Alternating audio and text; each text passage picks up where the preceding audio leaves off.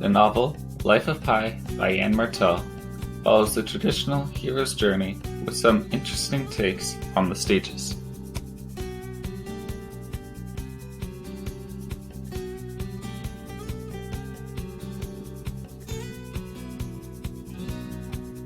Let's now dive deeper into the intricacies and proofs behind my claim.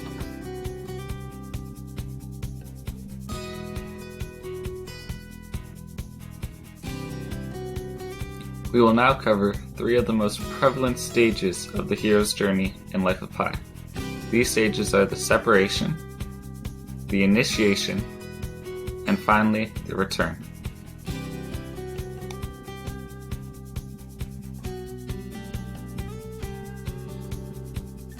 First, we will start with the separation stage. Whether they ask for it or not, something happens to the protagonist or hero that separates them from the normal, mundane world.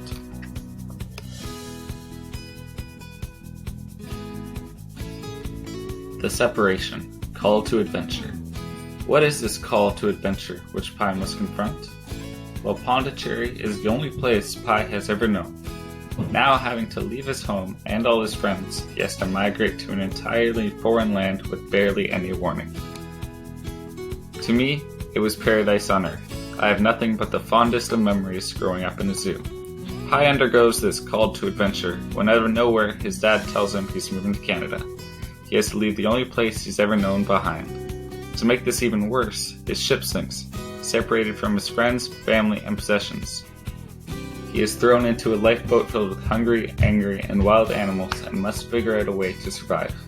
Pi being forced to leave his home at a moment's notice and abandon the only world he's ever known, as well as proceeding to be abandoned in a lifeboat full of wild animals, is a perfect example of separation in Pi's call to adventure in Life of Pi.